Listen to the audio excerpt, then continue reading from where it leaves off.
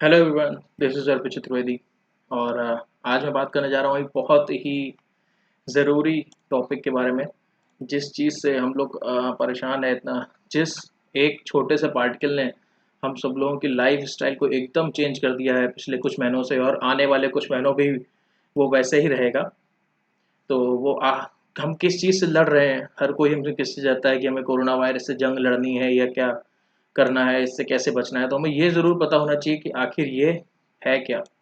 तो आज हम लोग इस वीडियो में जानेंगे आखिर कोरोना वायरस है क्या। तो देखते हैं। तो सबसे पहले तो हमें पता होना चाहिए कि कोरोना वायरस जो वर्ड है उसको कोरोना वायरस कहते क्यों हैं। एक वायरस है जिसको हम कोरोना वायरस क्यों कहते हैं। तो कोरोना का मतलब क्या होता है? A ring of light seen around the sun और moon, specially during an eclipse. जैसे कि सन होता है, ठीक है, और अगर इसमें हम एक एक्लिप्स होता है, जैसे कि हम लोग कहते हैं सूर्य ग्रहण है या चंद्र ग्रहण है, तो अगर उसके बीच में कोई प्लैनेट या कुछ भी आता है जिसकी वजह से ऐसे कॉन्सेंट्रिक रिंग्स डेवलप होते हैं, ठीक है, इसको हम लोग कहते हैं कोरोना। ऐसे जो शेप बनता है या जो हमें दिखता है इसको हम कहते हैं कोरोना। या फिर इसमें से ऐसे सन लाइक स्पाइक्स निकले हों, जैसे सन के रेज निकलते हैं जब उसमें सूर्य ग्रहण होता है, तो ऐसे रेज दिखते हैं चारों तरफ से। तो हम इस ऐसे स्ट्रक्चर को कहते हैं कोरोना। और वायरस क्या होता है? वायरस इज सब microscopic infectious agent that replicates only inside living organism. मतलब कहने को ये नॉन लिविंग पार्टिकल है, लेकिन अगर ये किसी होस्ट के अंदर होता है तो वो क्या करता है? रेप्लिकेट करना शुरू कर देता है और डिजीज कॉज करता है। ठीक है। तो corona virus enveloped positive sense positive sense RNA virus are characterized by club-shaped spikes that project from their surface an unusually large RNA genome and a unique replication strategy। अगर हम corona virus को define करना चाहें तो corona viruses क्या होते हैं? तो कोरोना वायरसेस ऐसे एनवेलोप्ड वायरस हैं जो कि पॉजिटिव सेंस आरएनए रखते हैं अपने अंदर एज अ जेनेटिक मटेरियल, और वो कैरेक्टराइज किससे करे जाते हैं? क्लब लाइक स्पाइक से। जैसे जैसे कि ये स्पाइक्स हैं, ऐसे करके सन के चारों तरफ जैसे हमें स्पाइक्स दिखती हैं, जैसे हम बचपन में बनाते थे डायग्राम में, वैसी स्पाइक्स से हम इसको पहचानते हैं कि ये स्पाइक्स जो हैं इन कोरोना वायरसेस में रहती हैं। ठीक है। They project from their surface and unusually large RNA genome and a unique replication strategy. Unusually large RNA genome होता है। बाकी वायरसेस से अगर हम कंपेयर करें तो इनका जो आरएनए जीनोम होता है वो काफ़ी बड़ा होता है, around 33 kilo basis, that is 33,000 basis. ठीक है। तो corona viruses cause variety of diseases in animals, in mammals and birds, ranging from enteritis in cows and pigs and other upper respiratory disease in chickens to potentially lethal human respiratory infection। ठीक है। ये काफ़ी कुछ respiratory infection इसलिए कह रहे हैं क्योंकि जो हम जिस कोरोना वायरस के बारे में आज बात करने वाले हैं वो मतलब जनरली ह्यूमन कोरोना वायरस के बारे में बात करने वाले हैं। ठीक है। तो अब हम लोग देख लेते हैं एक बार इसका क्लासिफिकेशन कि कोरोना वायरस को कैसे क्लासिफाई किया गया है। तो कोरोना वायरसेस जो हैं, जो कोरोना वायरस हम लोग को आजकल इतना तंग कर रहा है, वो कोरोना वायरस किस में आता है? वो आता है ऑर्डर नीडोवेरियल्स में। ऑर्डर नीडोवेरियल्स में आता है। और अगर हम उसके अंदर आने वाली फैमिलीज देखें तो चार फैमिली नीडोवेरियल ऑर्डर के अंदर आती हैं। One is coronaviridae, second is arteriviridae, third is mesoniviridae and fourth is roniviridae. और कोरोनोवेराइडी के अंदर दो सब फैमिलीज हैं, एक कोरोनोवेराइडी और एक टोरोवेराइडी। इस कोरोनोवेराइडी के अंदर जो है चार जेनेरा होते हैं, alpha, beta, gamma and delta. Alpha, beta और गामा में डेल्टा में अलग अलग तरीके के कोरोना वायरसेस होते हैं, अलग अलग स्पीशीज होती हैं कोरोना वायरसेस की। ठीक है। इनको हम कैसे कैरेक्टराइज करते हैं? कुछ ऐसे फीचर्स होते हैं, जैसे अगर हम स्ट्रक्चर देखेंगे अल्फा कोरोना वायरसेस का तो उसमें हीमोग्लूटिनिन पेप्टाइडेज नहीं होता है, और बीटा कोरोना वायरसेस में वो पाया जाता है। जो हमारा ह्यूमन कोरोना वायरस है, ठीक है, उस वो अल्फा कोरोना वायरसेस में आता है। और जो सार्स कोरोना वायरस है हमारा, जो अदर रेस्पिरेटरी सिंड्रोम क्रिएट करता है, वो किस में आता है? वो बीटा कोरोना वायरस में आता है। ऐसा ही एमएचवी वही बीटा कोरोना वायरसेस में आता है। ठीक है। तो अगर हम लोग बात करते हैं वायरसेस जो नीडोवेरियल्स ऑर्डर के होते हैं उनकी क्या खासियत होती है या उनके क्या फीचर्स हैं, तो सबसे पहली बात, जो वायरसेस नीडोवेरियल्स ऑर्डर के होते हैं उनमें एनवलप होता है, यानी कि एक प्रोटीनेशियस कोट होता है। दूसरे वो non segmented positive sense RNA viruses होते हैं। इस पॉजिटिव सेंस आरएनए वायरस का मतलब क्या होता है कि जो आरएनए हमारे वायरस के अंदर प्रेजेंट है वो कैपेबिलिटी रखता है सारे प्रोटीन को कोड करने की जो भी उसको ज़रूरत है। यानी कि ये जो पॉजिटिव सेंस आरएनए है ये डायरेक्ट क्या बना सकता है, एमआरएनए बना सकता है।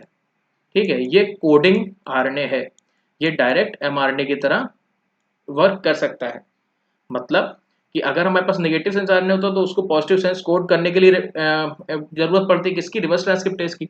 यहाँ पे ये पॉजिटिव सेंस आरएनए जो है ये डायरेक्ट एमआरएनए की तरह वर्क करके प्रोटीन को कोड कर सकता है, इसीलिए इसको पॉजिटिव सेंस आरएनए वायरस कहते हैं। ठीक है, फिर जो निडोवेरेंस ऑर्डर के बाकी कोरोना वायरसेस हैं, बाकी वायरसेस हैं, उनकी और क्या खास बात है कि वो हाईली कंजर्व जीनोम ऑर्गेनाइजेशन है उनमें। ठीक है, up to 33.5 kilo base pair. जैसे कि बताया था कि अभी इसमें ही काफ़ी बड़ा होता है, 30,000 बेस पेयर्स का इसमें जीनोम है जो हमारा ह्यूमन कोरोना वायरस है। ठीक है, express many non structural genes by ribosomal frame shifting. ये इसकी अलग अलग मैकेनिज्म है कि अपनी नॉन स्ट्रक्चरल जीन्स को कैसे वो इंक्रीज कर सकता है, उनका ट्रांसक्रिप्शन यूज करता है वो। Express downstream genes by synthesis of 3 prime nested subgenomic mRNA. इस वायरस ने कि जैसे कि हम लोग कहते हैं कि एक हाइपोथेसिस होती है रेड क्यून हाइपोथेसिस, कि जैसे जैसे हमारा होस्ट डेवलप होता है वैसे वैसे हमारे पैथोजन भी डेवलप होते हैं। ऐसे ही इस वायरस ने भी अपनी कई सारी ऐसी मैकेनिज्म बना रखी हैं अपने अंदर जो कि उसके जीन्स के एक्सप्रेशन को कई लेवल तक बढ़ा देती हैं। ऐसे ही एचआईवी भी एक एंटी टर्मिनेशन मैकेनिज्म यूज करता है, और ये भी एंटी टर्मिनेशन मैकेनिज्म की तरह ही कुछ यूज करता है। अलग अलग अपने 3 प्राइम एंड पे जो इसके प्रेजेंट होता है हमारे वो एक सूडो नॉट डेवलप करता है इस सेकेंडरी स्ट्रक्चर बना के, जो कि इसके रेप्लिकेशन, इसके जो ट्रांसक्रिप्शन हो रहा होता है उसको कई फोल्ड तक बढ़ा देता है। ठीक है, तो इतना डिटेल में हम लोग जान लेते हैं। अभी हम लोग वायरस के बारे में पढ़ रहे हैं, तो पहले देखते हैं वायरस की जीनोमिक ऑर्गेनाइजेशन कैसी है। तो virus contains the non-segmented positive sense RNA genome of 30 kilo base pair, that is 30,000 base। ठीक है, तो अगर हम लोग देखें इसका जीनोम ऑर्गेनाइजेशन तो हमें क्या पता चलेगा, एक बहुत ही खास बात जो कि वायरसेस में नॉर्मली नहीं देखी जाती है। वो क्या है, genome contains 5 prime cap structure along with a 3 prime poly A tail. जब हम लोग के सेल्स के अंदर, जैसे यूकैरियोट्स जो होते हैं उनके सेल्स के अंदर जब डीएनए से आरएनए बनता है तो उस आरएनए की प्रोसेसिंग होती है। ऐसा प्रोकैरियोट्स में नहीं होता है। उस आरएनए में क्या होता है, एक 5 प्राइम एंड पे कैप लगाई जाती है, एक 3 प्राइम एंड पे पॉलीएडेनाइलेटेड टेल लगाई जाती है, और उसकी स्प्लाइसिंग होती है। स्प्लाइसिंग होती है जो कि नॉन कोडिंग पार्ट होते हैं उन्हें निकाल दिया जाता है। जबकि हम यहाँ पे क्या देख रहे हैं, जो हमारा ह्यूमन कोरोना वायरस का जीनोम है उसमें 5 प्राइम एंड पे पहले से ही एक कैप स्ट्रक्चर प्रेजेंट है, और जो हमारा 3 प्राइम एंड है वहां पे पॉली ए टेल भी प्रेजेंट है। ठीक है, दूसरी चीज तो ये क्या करेगा, ये इसको डायरेक्ट एमआरएनए की तरह एक्ट करने में हेल्प करता है। मतलब ये सेल के अंदर जब इंटर रहेगा तो इसका जीनोम डायरेक्ट एमआरएनए की तरह एक्ट कर सकता है हमारी बॉडी में। वरना हमको कौन सा फिनोमेना यूज करना पड़ता है, वरना हमको यूज करना पड़ता है और फिनोमेना। जैसे मान लीजिए अगर आपका ये हमारा सेल है, ये उसके अंदर एक न्यूक्लियस है। ठीक है, न्यूक्लियस से निकला आरएनए, आरएनए यहाँ आया, उसकी प्रोसेसिंग हुई। ठीक है, तो हमें एक बार क्या होता है, ये जो आरएनए होता है इसके यहाँ पे एक 5 प्राइम कैप होती है जो कि नॉर्मली वायरसेस का जो जीनोम होता है उनमें नहीं होती है। तो वायरस क्या करते हैं, हमारे सेल के अंदर वाला खुद का आरएनए होता है उस आरएनए की कैप को छीन लेते हैं और कहाँ लगा लेते हैं, अपने ऊपर। ठीक है, इस फिनोमिनन को हम लोग क्या कहते हैं, कैप स्नैचिंग। ठीक है, इस फिनोमिनन को हम लोग कहते हैं कैप स्नैचिंग। और यही कैप स्नैचिंग की वजह से हमारे खुद के सेलुलर प्रोटीन जो होते हैं वो नहीं बन पाते हैं जब हम लोग को होता है क्या, वायरल फीवर। और हमको क्या लगती है उसकी वजह से, टायर्डनेस लगती है, कमजोरी लगती है। ठीक है, तो ये इसमें ऐसा होता है। ठीक है, तो उसके बाद हम लोग देखते हैं non structural proteins occupies 2/3 of the genome about 20 kilo base pair and opposed to the structural and necessary protein which make up only 10 kilo base pair of viral genome. मतलब अगर हम लोग देखें वायरल जीनोम का सिर्फ 10 kilo base pair ऐसा part है जो कि क्या बना रहा है, हमारे एसेसरी प्रोटीन और स्ट्रक्चरल प्रोटीन। बाकी जितना पार्ट है वो सब क्या बना रहे हैं, non structural protein. Non structural proteins में यानी कि हमारे रेप्लिकेज एंजाइम हो गए और अलग एंजाइम हो गए जो कि रोल प्ले करते हैं इन स्ट्रक्चरल और एसेसरी प्रोटीन के इसमें सिंथेसिस में या फॉर्मेशन में। ठीक है, तो 5 prime end of the genome contains a leader sequence and UTR untranslated region that contains multiple stem loop structure record for the RNA replication and transcription. ये जैसा कि अभी बताया था कि 5 प्राइम एंड पे और 3 प्राइम एंड पे भी दोनों पे यूटीआर प्रेजेंट होते हैं। ठीक है, ये वायरस के जो रेप्लिकेशन है और सिंथेसिस के लिए बहुत ही ज़्यादा इंपॉर्टेंट होते हैं। कैसे, वही सूडोनॉट का फॉर्मेशन करके और अलग अलग मैकेनिज्म से ये उसके जो रेप्लिकेशन है उसको बढ़ाते हैं। अब अगर हम लोग इनकी ऑर्गेनाइजेशन देख लें तो इनकी ऑर्गेनाइजेशन कैसी होती है, the organisation of coronavirus genome is 5 prime leader, first 5 prime leader UTR on the left, then replicase S replicase, then is S that is spike protein, then is E that is envelope protein, M that is membrane protein, and that is nucleocapsid protein, then is 3 prime UTR and then poly A tail। तो जैसा कि हम लोग यहाँ पर देख सकते हैं जीनोम है ये हमारे वायरस का। ठीक है, यहाँ पे 5 प्राइम यूटीआर प्रेजेंट है, उसके पास ORF1A ORF1B, ORF is open reading frame. ठीक है, फिर हमारे पास यहाँ पे क्या है, S that is spike protein.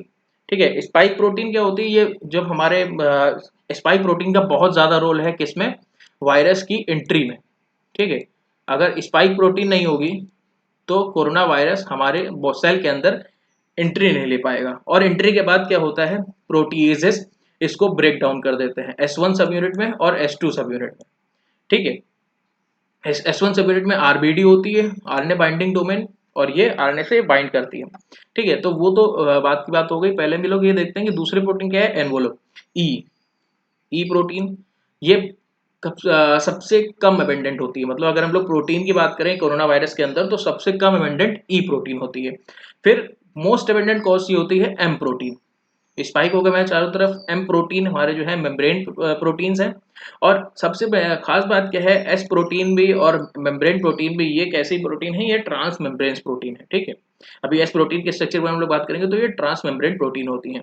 फिर उसके बाद हमारे पास बचती है न्यूक्लियोकैप्सिड प्रोटीन। न्यूक्लियोकैप्सिड प्रोटीन क्या करती है, ये आरएनए के साथ बाइंड करके एक बीट्स ऑन स्ट्रिंग, जैसे हम लोग ने एक लेक्चर में बात करी थी अपने कि न्यूक्लियोसोम कैसे बनता है, न्यूक्लियोसोम डीएनए से बाइंड होते होते होते कैसे करके बीट्स ऑन स्ट्रिंग स्ट्रक्चर बनाता है। यानी कि ये डीएनए, ये एक बीट न्यूक्लियोसोम, फिर ये डीएनए, फिर ये एक बीट न्यूक्लियोसोम, फिर ये डीएनए, फिर ये एक बीट न्यूक्लियोसोम, ऐसे करके बीट्स ऑन स्ट्रिंग स्ट्रक्चर बनाता है ये न्यूक्लियोकैप्सिड, और हेल्प करता है किसके, हेलिसिटी फॉर्मेशन में, आरएनए को हेलिकल स्ट्रक्चर बनाए रखने में, उसके फॉर्मेशन में हेल्प करता है ये न्यूक्लियोकैप्सिड। ये खुद भी हेलिकल होता है।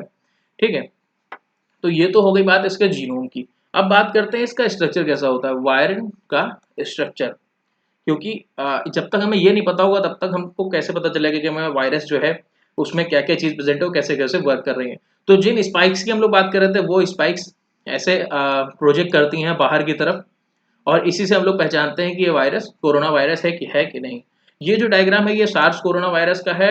इसमें हीमोग्लूटिनिन ईस्टरेज डाइमर प्रेजेंट होता है सरफेस पे।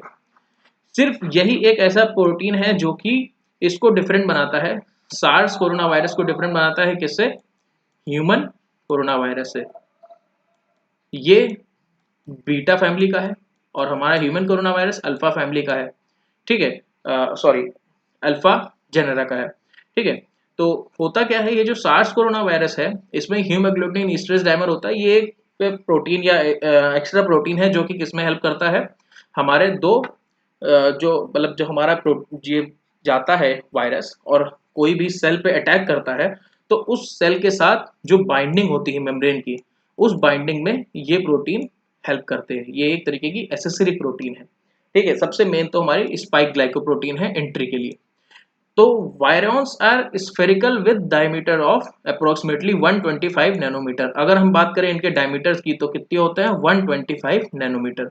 The most prominent feature of coronavirus is the club-shaped spike projection emanating from the surface of the viron।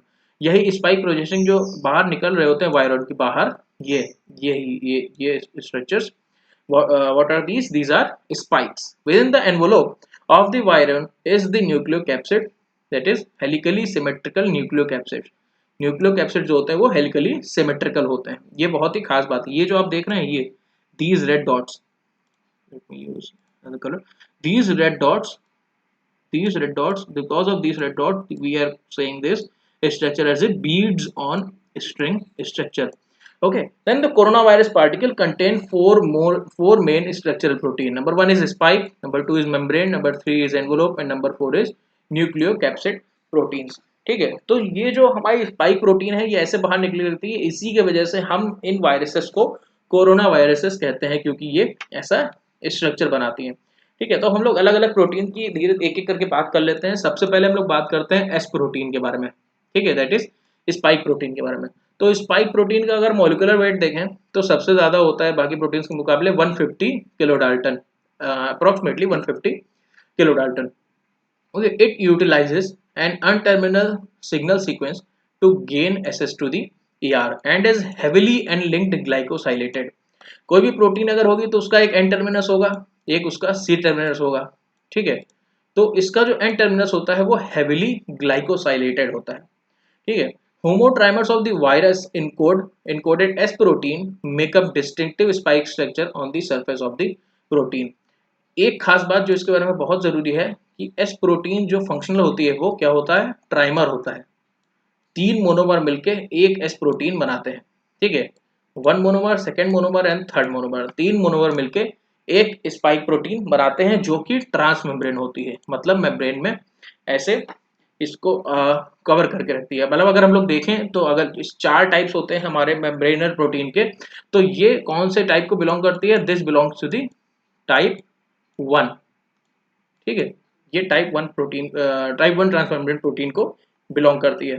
फिर the trimeric S glycoprotein is a class 1 fusion protein and mediates the attachment to the host receptor. ठीक है, S is cleaved by a host cell furin like proteases into two separate polypeptide noted S1 and S2। जैसा कि बताया था, furan like proteases होते हैं जो हमारी सेल के अंदर प्रेजेंट रहते हैं। जैसे ही ये एंट्री करती है इसको दो पार्ट में डिवाइड कर देते हैं, दो पॉलीपेप्टाइड में डिवाइड कर देते हैं, जो कि S1 और S2 कहलाते हैं। S1 makes up the large receptor binding domain and while S2 forms the stop of the spike molecule। अभी हम इसका स्ट्रक्चर देखते हैं तो हम इस बारे में जान पाएंगे। ये एक मोनोमर है, ये जो कंप्लीट स्ट्रक्चर है ये एक मोनोमर है। ऐसे 3 स्ट्रक्चर एक साथ मिलके क्या बनाते हैं, ये ट्राइमर बनाते हैं, और जो कि कंप्लीट स्पाइक फॉर्मेशन करती है। होते क्या है, ये हमारी प्लाज्मा मेम्ब्रेन है। ठीक है, ये हमारी सेल की प्लाज्मा मेम्ब्रेन है। अब इस पे अगर अंदर सेल को आना है तो ये एक तरीके से बंद घर है। अब इसमें अगर आना होगा तो इसको कोई ना कोई तो रास्ता चाहिए होगा, कोई दरवाजा चाहिए होगा जिसके थ्रू ये आए। तो हमारा जो ह्यूमन कोरोना वायरस है वो कौन सा रिसेप्टर यूज करता है, वो यूज करता है ACE2, एंजियोटेंसिन कन्वर्टिंग एंजाइम 2। ठीक है, ACE2 इस गेट को यूज करता है। इस रिसेप्टर के बारे में भी हम आगे बात करेंगे। लेकिन होता क्या है, ये मोनोमर जो प्रेजेंट होता है S1, it is globular receptor binding S1। ठीक है, ये ब्लू वाला पार्ट ये जो शो कर रहा है ये S1 पार्ट शो कर रहा है। This is S2, the light blue, that is stop fusion. ठीक है, और ये S1 S2 क्लीवेज साइट है, ये यहाँ पे ये क्लीवेज साइट है। फिर S2 क्लीवेज साइट वो यहाँ शो करी गई है। ठीक है, और this is putative fusion peptide. Fusion peptide क्या होती है, फ्यूजन पेप्टाइड पूरे स्ट्रक्चर का वो पार्ट होता है जो कि हमारी प्लाज्मा मेम्ब्रेन के साथ आगे जाके फ्यूज करता है।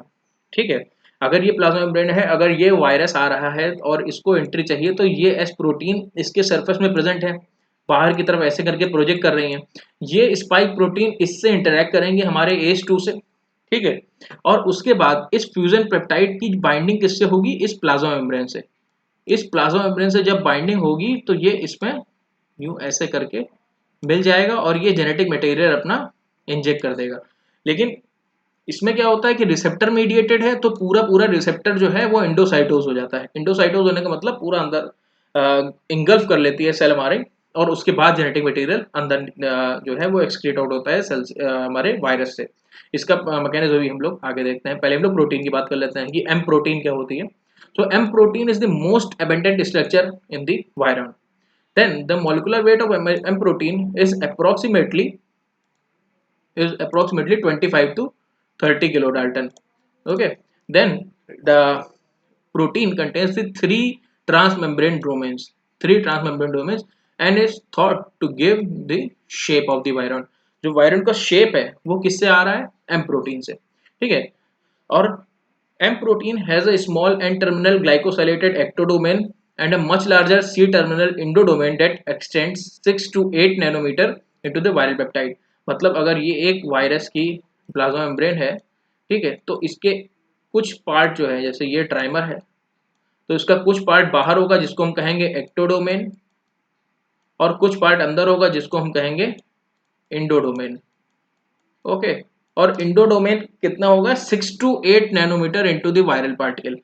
हालांकि जैसे कि हम लोग जो हमारा रिसेप्टर टायरोसिन काइनेज होता है, इंसुलिन की ट्रांसमिशन वो भी ऐसा ही प्रेजेंट होता है, बस वो डाइमेरिक होता है, तो वो सिग्नलिंग में हेल्प करता है। और यहाँ पे खास बात क्या है कि ये प्रोटीन इतना मतलब एक्टोडोमेन एंडोडोमेन दोनों इसमें है, फिर भी ये क्या करता है? ये एक्ट नहीं करता है सिग्नल सीक्वेंस की तरह, ठीक है। ये सिग्नल सीक्वेंस इसमें नहीं होता है और ये एक्ट नहीं करता है किसी भी सिग्नलिंग मॉलिक्यूल की तरह, ठीक है। अब इसकी सिग्नल सीक्वेंस ना होने की खास बात क्या है कि despite being co-translationally inserted in the ER membrane, मतलब ईआर की मेम्ब्रेन में जब को-ट्रांसलेशनल मूवमेंट होता है प्रोटीन का, तो ये वैसे ही को-ट्रांसलेशनली इंसर्ट होता है ईआर की मेम्ब्रेन में, लेकिन इसमें कोई भी सिग्नल नहीं होता और ये किसी भी तरीके के सिग्नलिंग मॉलिक्यूल की तरह वर्क भी नहीं करता है। M protein exist as a dimer in a virion and may adopt two different conformation allowing it to promote membrane curvature as well as bind to the nucleocapsid, ठीक है। Membrane curvature provide करता है, दूसरा ये nucleocapsid के side bind करता है। Nucleocapsid के साइड बाइंड करने का मतलब क्या हुआ इसका, कि जो हमारा आरएनए है वो जो न्यूक्लियोकैप्सिड के साथ बाइंड करके ये हेलिकल स्ट्रक्चर बना रहा है, इसको ये स्टेबलाइज कर देता है, ठीक है। फिर हम लोग बात करते हैं ई प्रोटीन की। तो ई प्रोटीन का मॉलिक्यूलर वेट कितना होता है? 8 to 12 kilo Dalton and it is found in small quantities within the virion. At least this is least abundant in the virion. So E protein has an N-terminal ectodomain and a C-terminal endodomain and has a ion channel activity. मतलब इसमें भी same वैसा ही है कि अगर ये membrane है तो इसका एक एक्टोडोमेन है, एक एंडोडोमेन है, लेकिन इसकी खास बात क्या है कि इस ई प्रोटीन में आयन चैनल एक्टिविटी है, यानी कि अलग अलग तरीके के आयन ये जो है कर सकता है। कैटाइन है या एनाइल है, अभी इसके बारे में ज़्यादा स्टडी नहीं हुई, तो हमें ये नहीं पता है कि इसकी आयन चैनल एक्टिविटी का रोल क्या है। बस हम इतना जानते हैं कि आयन चैनल मतलब अगर हमारे सेल के, हमारे वायरस के अंदर ई प्रोटीन नहीं होगी, ठीक है, तो वो वायरस किसी भी सेल के लिए बहुत ही कम लीथल होगा, that would be less lethal for that cell, ठीक है। और E cell protein facilitate the assembly and release of virus. ये ई सेल जो है ये किसके लिए जरूरी है? हमारी ईआर मतलब एंडोप्लाज्मिक रेटिकुलम में वायरस की असेंबली और रिलीज के लिए, ठीक है। The ion channel activity in SARS coronavirus E protein is not required for viral replication but it is required for pathogenesis. Okay, then that is N protein. N protein क्या है? The N protein constitutes the only protein present in the nucleocapsid. ठीक है, nucleocapsid में जो protein present होती है वो सिर्फ N प्रोटीन होती है। It is composed of two separate domains, an N terminal domain and a C terminal domain, both capable of binding to RNA in vitro.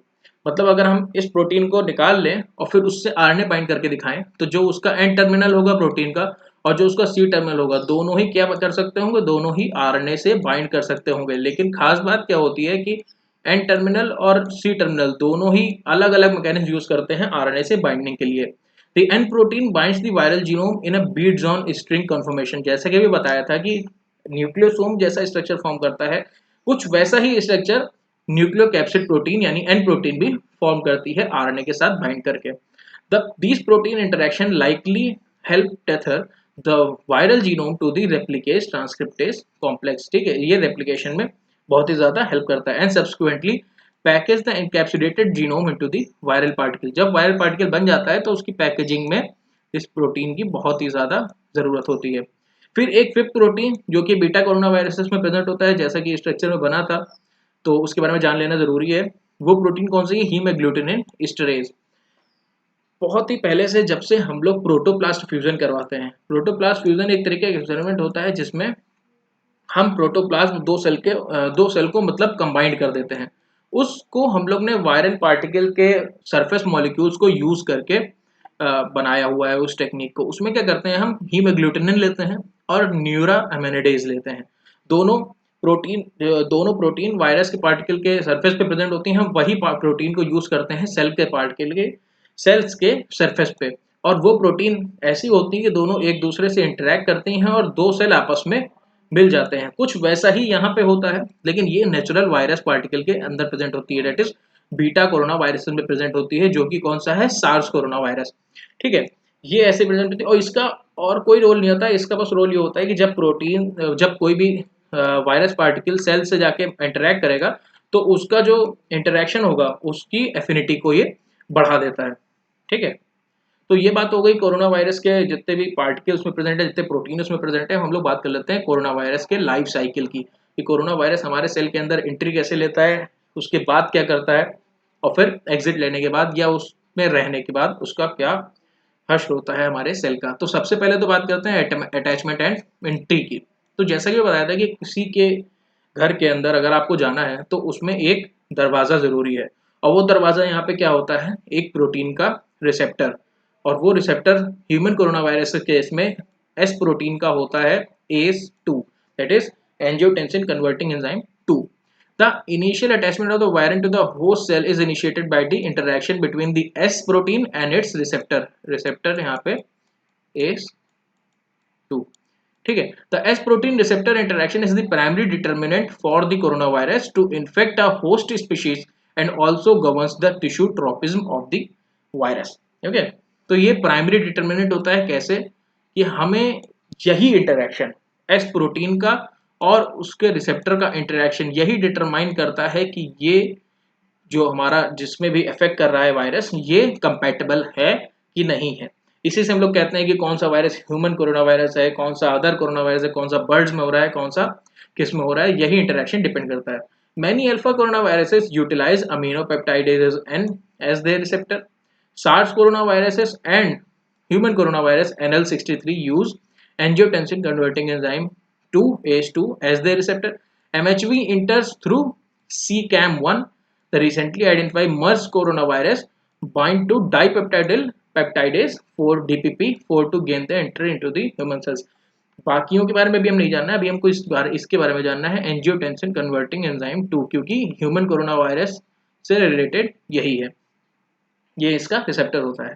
ठीक है, तो cleavage at S2, that is जब ये S को protein को हम S1 और S2 में डिफाइन कर रहे थे, तोड़ रहे थे, तो वहां पे क्या होता है, cleavage at S2 exposes the fusion peptide, जिस फ्यूजन पेप्टाइड की बात करी थी, that inserts into the membrane which is followed by the joining of two heptad repeats of S2 and anti-parallel helix bundle. Formation of this bundle allows for the mixing of viral and cellular membranes, resulting in the fusion and ultimately release of the viral genome in the cytoplasm. यहाँ पे ये कहना क्या चाह रहा है कि अगर हम देखें तो ये हमारे पास एक प्लाज्मा मेम्ब्रेन है, ठीक है, और ये हमारा एक वायरल पार्टिकल है। वायरल पार्टिकल में कुछ प्रोटीन्स प्रेजेंट है जिनको हम क्या कह रहे हैं, स्पाइक प्रोटीन। ठीक है, इस स्पाइक प्रोटीन का हमने ट्राइमेरिक स्ट्रक्चर देखा, जिसमें सेंटर में कुछ ऐसी प्रोटीन है कुछ ऐसा पार्ट है जिसको हम क्या कह रहे हैं, इसको हम कह रहे हैं फ्यूजन पेप्टाइड। फ्यूजन पेप्टाइड एक हाइड्रोफोबिक पैच भी इसको हम कह सकते हैं। ऐसी प्रोटीन ऐसी एमिनो एसिड्स है इसमें जो कि मेम्ब्रेन स्पैनिंग होने की कैपेबिलिटी रखते हैं। अब जब ये कोरोना वायरस पार्टिकल हमारे सेल की मेम्ब्रेन के साथ इंटरेक्ट करेगा, जिसपे क्या प्रेजेंट है, जिसपे प्रेजेंट है एक रिसेप्टर, जिसे हम लोग क्या कह रहे हैं, ACE2। ठीक है, जब ये रिसेप्टर हमारे सेल के सरफेस पे प्रेजेंट है और इसमें कोरोना वायरस की ये स्पाइक प्रोटीन बाइंड करेगी, तो क्या होगा, बाइंड करने के बाद ये कुछ इस तरीके का स्ट्रक्चर बन जाएगा यहाँ पे इसके साथ बाइंड करके। ठीक है, इससे हमें क्या देखने को मिलेगा, यहाँ पे जो पेप्टाइड इस जगह पे बाइंड करी होगी वो कौन सी पेप्टाइड होगी, वो होगी हमारी फ्यूजन पेप्टाइड। और ये फ्यूजन पेप्टाइड हमारी प्लाज्मा मेम्ब्रेन के साथ बाइंड करने में हेल्प करेगी और इससे क्या होगा, इसको एंट्री मिल जाएगी।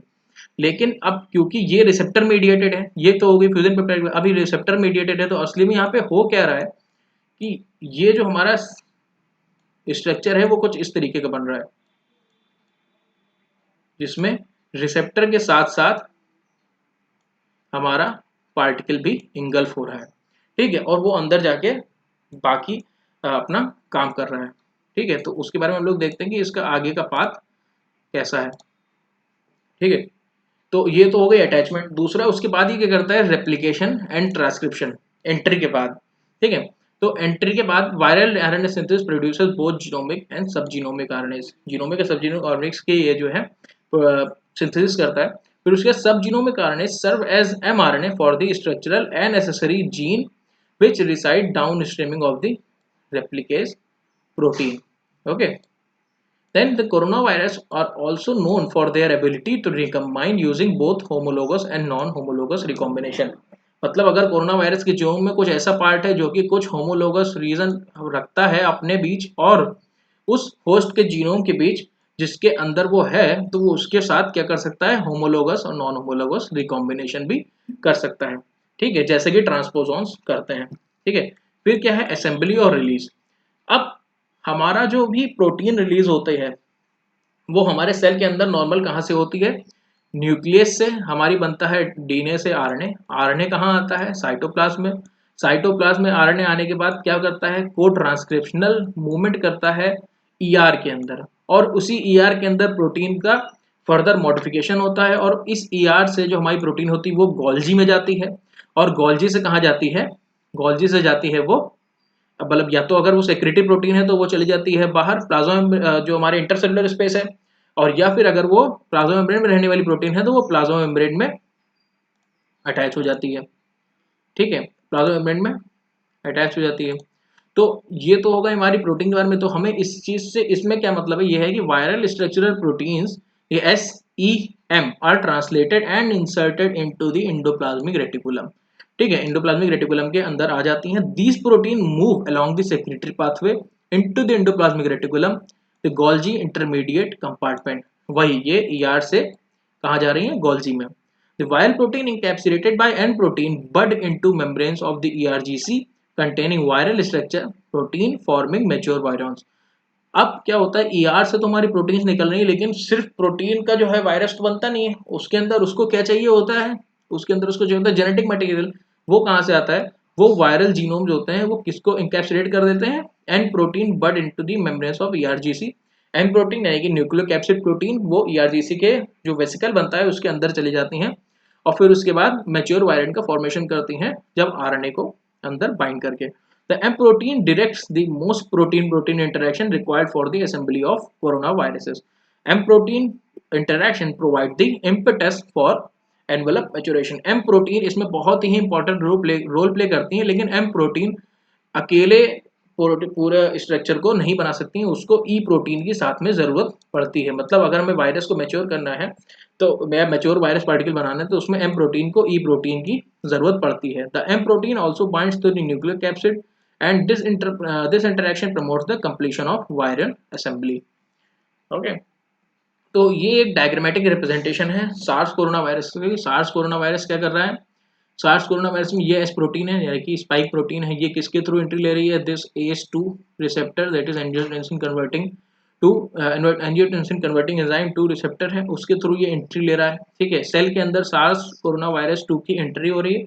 उसके बाद क्या हो रहा है, मेम्ब्रेन फ्यूजन हो रहा है, मेम्ब्रेन फ्यूजन के बाद आरएनए रिलीज हो रहा है। ठीक है, ये पॉजिटिव स्ट्रैंड आरएनए तो ये डायरेक्ट किसके लिए, किसकी तरह एक्ट करता है, ये डायरेक्ट एमआरएनए की तरह एक्ट कर सकता है। एमआरएनए की तरह एक्ट करके ये क्या बनाता है, ये राइबोसोम्स के साथ बाइंड करके ट्रांसलेशन बनाता है, प्रोटीन का बनाता है, पॉलीपेप्टाइड चेन्स बनाता है ट्रांसलेशन करके। ठीक है, वो पॉलीपेप्टाइड चेन जब बन जाती हैं तो वायरल पॉलीमरेज उस पर एक्ट करते हैं, नेगेटिव स्ट्रैंड बनाते हैं। ठीक है, फिर आरएनए का रेप्लिकेशन होता है, पॉजिटिव स्ट्रैंड बनता है, जो कि किसके लिए जरूरत होता है, हमारे बाकी आरएनए मतलब जो बाकी पार्टिकल बनेगा उसमें इंगल्फ होने के लिए। ठीक है, तो ये ट्रांसलेशन फिर से होता है, और ये ट्रांसलेशन किस चीज का हो रहा है, ये ट्रांसलेशन हो रहा है वायरल प्रोटीन्स का। और ये वायरल प्रोटीन्स का जो स्ट्रक्चर होता है वो कहाँ बनता है, जैसे कि बताया, तो ये एंडोप्लाज्मिक रेटिकुलम के अंदर जाता है, और ये है ERGC network, ERGIC endoplasmic Golgi network. ठीक है, तो इंडोप्लाज्मिक रेटिकुलम से गोल्जी में जाता है, गोल्जी से कहाँ जाते हैं पार्टिकल्स, जाते हैं आउटर गोल्जी में यानी कि ट्रांस गोल्जी में, और फिर उसके बाद यहाँ से ये प्रोटीन पार्टिकल्स निकलते हैं, इसके अंदर हमारे क्या आ जाता है, आरएनए पैकेजिंग होती है इन पार्टिकल्स में, और फिर ये पार्टिकल्स सेल से बाहर निकल जाते हैं, वायरन रिलीज कर जाता है नेक्स्ट सेल को हिट करने के लिए, और नेक्स्ट सेल में भी यही साइकिल सेम चलती है। फिर हम लोग देख लेते हैं कि ये ACE2 क्या है, एंजियोटेंसिन कन्वर्टिंग एंजाइम 2, जो कि बहुत ही इंपॉर्टेंट है कोरोना वायरस के इफेक्ट के लिए हमारी सेल में। ठीक है, एंजियोटेंसिन कन्वर्टिंग एंजाइम 2 के बारे में अगर देखा जाए तो angiotensin converting enzyme 2 is a membrane receptor expressed on the surface of the airway epithelial cells. ठीक है, the interaction is mediated by the RBD domain of the spike protein.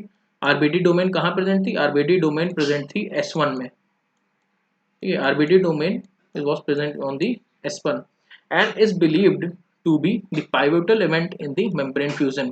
ठीक है, the ACE2 is an important regulator of the renin angiotensin system, RAS system, and it negatively regulates the activity of the angiotensin 2 by converting into angiotensin 1 to 7.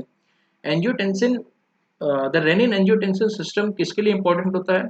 वो important होता है हमारे regulation के लिए, जो हमारा वाटर का रीअब्जॉर्प्शन है या सोडियम पोटेशियम आयंस का रीअब्जॉर्प्शन है, उसके लिए बहुत ही ज़्यादा इम्पॉर्टेंट है ये मतलब सिस्टम।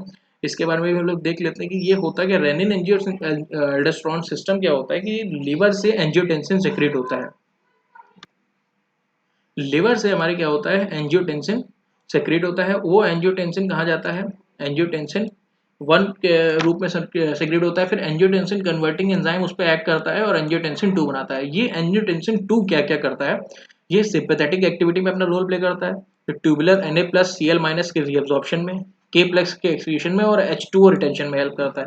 दूसरा, ये एड्रेनल कॉर्टेक्स को पॉजिटिवली इंटरेक्ट करता है और एल्डोस्टेरोन के सेक्रेशन को बढ़ाता है। दूसरा क्या करता है, एंजियोटेंसिन 2 आर्टिकुलर वैसोकंस्ट्रिक्शन करता है और ब्लड प्रेशर को इंक्रीज करता है। ठीक है, और एडीएस सेक्रेशन करता है।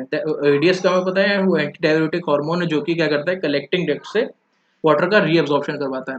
तो हमें जो बात करनी है ACE2 की, वो कहाँ प्रेजेंट है, वो यहाँ पे प्रेजेंट है। एंजियोटेंसिन एंजियोटेंसिन जब रेनिन जो है एंजियोटेंसिनोजेन को एंजियोटेंसिन में कन्वर्ट करता है, जो कि एक एक्टिवेटेड फॉर्म है एंजियोटेंसिन की। उसके बाद ठीक है, तो हम लोग बात कर रहे थे ये ACE2 की। ACE2 क्या है, एंजियोटेंसिन कन्वर्टिंग एंजाइम 2। तो एंजियोटेंसिनोजन से रेनिन जो है वो कन्वर्ट करता है एंजियोटेंसिन 1 में, जो कि एक्टिवेटेड फॉर्म होता है, और एंजियोटेंसिन 1 किस में कन्वर्ट होता है, एंजियोटेंसिन 2 में। ठीक है, जहाँ पे एस काम करता है, दैट इज ACE1, एंजियोटेंसिन 1। और इस एंजियोटेंसिन 1 और एंजियोटेंसिन 2 को कन्वर्ट करने का काम होता है एंजियोटेंसिन 1 to 9 और एंजियोटेंसिन 1 to 7 किसका, ACE2 का। ठीक है, अब होता क्या है कि इस ACE2 के रिसेप्टर को हमारा जो ह्यूमन कोरोना वायरस है वो अटैक करता है। ह्यूमन कोरोना वायरस अटैक करता है और इसके थ्रू वो एंट्री करता है हमारे सेल के अंदर। इस ह्यूमन कोरोना वायरस के अटैक के बाद जो ACE2 का कंसंट्रेशन है या ACE2 की जो सिंथेसिस है वो बहुत कम हो जाती है।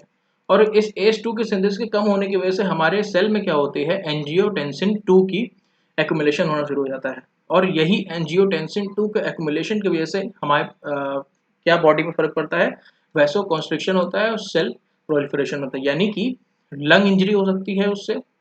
और दूसरी चीज़ क्या हो सकती है, कार्डियक अरेस्ट या फिर मायोकार्डियल infarction भी हम उसको कहते हैं। The entry of the virus particle through the ACE2 leads to the down regulation of ACE2 that causes accumulation of angiotensin 2 which can cause lung injury and cardiac arrest। तो ये interaction जैसे कि यहाँ पे शो हो रहा है, this S1, this is S2 and this is RBD domain.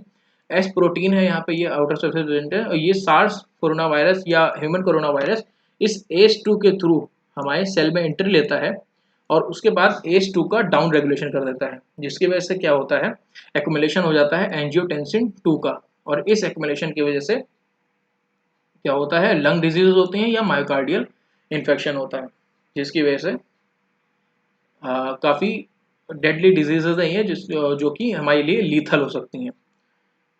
तो अगर हम बात करते हैं इसके पैथोजेनेसिस के बारे में, ह्यूमन कोरोना वायरस के पैथोजेनेसिस के बारे में, तो SARS coronavirus primarily infects the epithelial cells within the lungs, क्योंकि ACE2 जो होता है वो ज़्यादातर कहाँ प्रेजेंट होता है, वो लंग्स की जो सेल्स होती हैं उनके सरफेस पे प्रेजेंट होता है। The virus is capable of entering macrophages and dendritic cells but only leads to an abortive infection. ठीक है, वायरस जो होता है वो कैपेबल तो होता है मैक्रोफेजेस और डेंड्राइटिक सेल्स के अंदर एंट्री लेने के लिए, लेकिन एबॉर्टिव इन्फेक्शन में वो चला जाता है। यानी कि अगर माइक्रोफेज के अंदर या कोई भी डेंड्राइटिक सेल है उसके अंदर वायरस एंट्री भी लेता है तो उसके अंदर कुछ हो नहीं पाता है, वो वैसे ही डेड हो जाता है। दिक्कत क्या है कि हमारे जो सेल के मैकेनिज्म है या हमारा जो इम्यून सिस्टम है वही कभी कभी हमारे लिए खतरा क्रिएट कर देता है। यहाँ पे कैसे? The infection of these cell types may be important in inducing pro inflammatory cytokines that may contribute to disease. मतलब अगर इन सेल्स के अंदर वायरस ने एंट्री ले ली मैक्रोफेजेस और डेंड्राइटिक सेल के अंदर, तो हमारा इम्यून सिस्टम यानी प्रो इन्फ्लेमेटरी साइटोकाइंस रिलीज कर देता है, क्योंकि ये मैक्रोफेजेस जो होते हैं ये कई सारे ऑटोक्राइन फैक्टर रिलीज करते हैं जो खुद पे वर्क करते हैं, और कई पैराक्राइन फैक्टर रिलीज करते हैं जो आसपास के सेल को एक्टिवेट करते हैं। जब ये पैराक्राइन फैक्टर वर्क करते हैं तो कई सारे प्रो इन्फ्लेमेटरी साइटोकाइंस अलग अलग रिलीज हो जाते हैं, और वो साइटोकाइंस क्या करते हैं, हमारे जितने भी इम्यून सेल्स हैं उनको उस जगह पे पहुंचा देते हैं। और उनको उस जगह पहुंचाने की वजह से वो सेल्स जो हैं, जो हमारे इम्यून सिस्टम है वो वहाँ के सेल्स को किल करना शुरू कर देते हैं, और इससे क्या होता है, हमारी लंग डैमेज हो जाती है। लंग डैमेज हो जाती है, और ये क्या होता है कि हमारा खुद का इम्यून सिस्टम ही हमारे लिए उल्टा काम करने लगता है। तो many cytokines and chemokines are produced by these cell types and are elevated in the serum of SARS coronavirus two infected patients. ठीक है, तो ये एक बहुत ही इंपॉर्टेंट चीज़ है जो कि हम सभी को पता होनी चाहिए। अपना इम्यून सिस्टम जो अपने अगेंस्ट काम करने लगता है। So this is I think इतना इन्फॉर्मेशन काफ़ी होगा हम लोग के लिए। So thank you so much, Arpit Chaturvedi this side, and signing off. Thank you so much. Hope this video would help you.